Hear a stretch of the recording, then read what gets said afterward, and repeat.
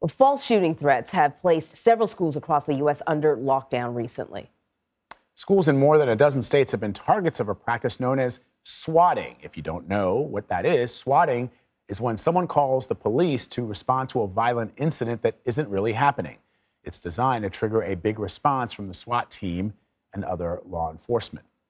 Joining us now is Josh Skule. He is the president of BowWave, a business that provides services designed to support U.S. national security. He is also a former executive assistant director for intelligence at the FBI. Josh, thanks for joining us. What's behind this recent wave of swatting incidents at schools across the U.S.? Good morning, and thank you for having me on. I think that's an excellent question. We've seen swatting historically in the form of pranks, of folks not happy with somebody's decision, he's angered at somebody, and something as simple as they didn't want to go to school.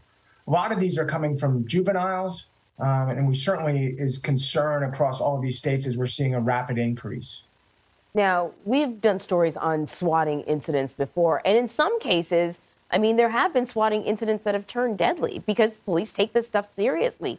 Can you walk us through what happens when a false report is made to law enforcement about a shooting threat at a school and how authorities respond? Absolutely. First of all, there is no difference in the response for law enforcement from what is ultimately determined a false report and an actual active shooter. There's no way for law enforcement to determine that on the front end. So you have a massive response across all of law enforcement, from local, state, even federal agencies responding to these incidents. And you have a very high threat environment. It's psychologically damaging to the community. And certainly what we've seen most recently as the rise in school shootings, there's no way to determine this. And you have to go through the same protocols for these students and children on a false alarm. For law enforcement, the risk is very high. They're moving at a high rate of speed. They're very concerned. They're going into an environment for which is very volatile, and there is no difference in the response time.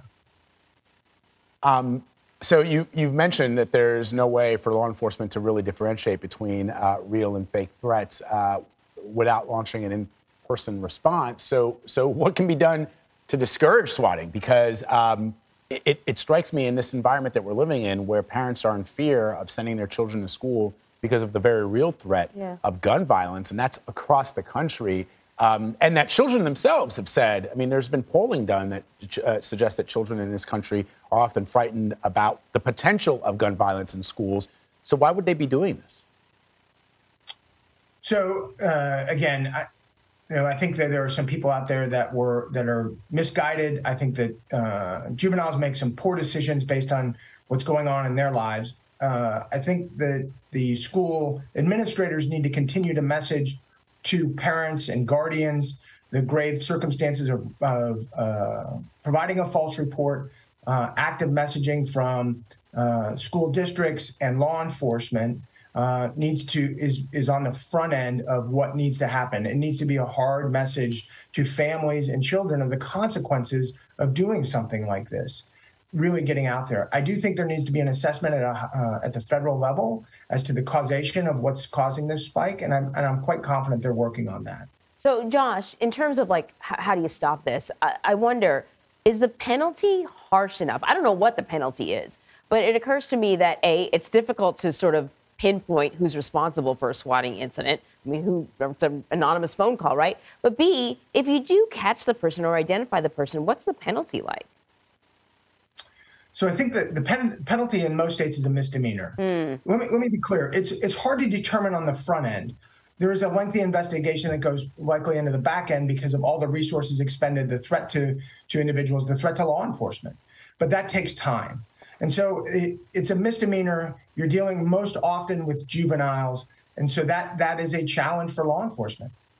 Yeah, you'd think at least and for the public. There would be a deterrent if they knew, listen, the consequences are going to be major, or listen, you're going to have to pay for all the law enforcement resources that you tied up for hours. Maybe they would think twice about this prank in, quotation marks.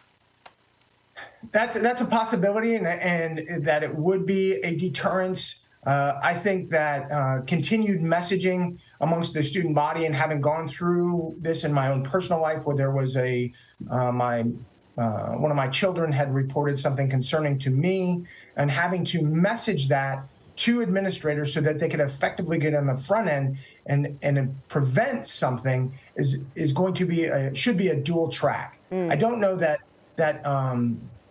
the increasing the penalty for a juvenile will actually resonate with teenagers. Right. That makes a lot. You are talking about kids, and their forecasting into the future is limited. Yeah. Josh Skule, thanks so much for talking to us. Thank you very much for having me on.